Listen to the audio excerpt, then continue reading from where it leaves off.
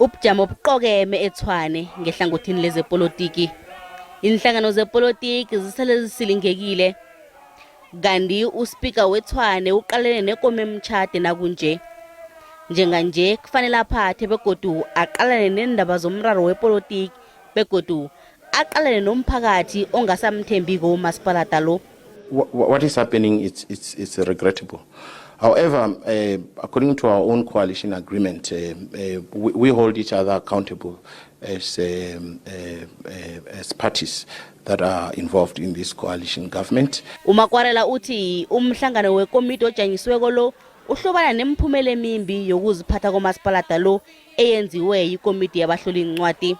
Ezinye iinhlangano ezibusa ngokuhlanganyela azikathabi ngendlela indaba yokuthokoza umsebenzi kaMeyara le ithethwe ngakhona.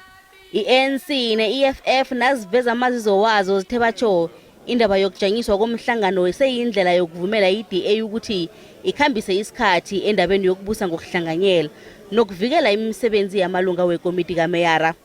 Well, we've always said as the ANC that there's chaos in the city. I mean, what we have all known is that there's a meeting of council.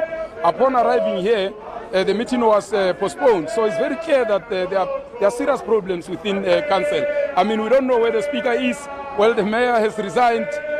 No one is here. I mean, members of the mayoral committee have collapsed upon the resignation of the executive mayor. So there's no mayor, there's no speaker, there's no one who's telling us what is happening. I think this is very disappointing, and it's sad that the Democratic Alliance and their coalition partners have turned this municipality into a mockery. We've agreed that there will be a council that was supposed to sit today. Unfortunately, in the early hours of this morning, the speaker sent on the intranet an information that says this council is postponed. Kanti uSpeaker uthi alikabukubekwa ilanga lokuthi imeyara etsha yedorobha leTshwane izokukhethwa nini kwakhathesi begodu ufuna kuthindwe nendaba yombiko waqobe eminyaka. Nakusenjalo indaba yokubusa ngokuhlanganyela kwenhlangano isesemraro njengombana kunemvumelwano ezinye ezenziwa ngemsitheleni nje.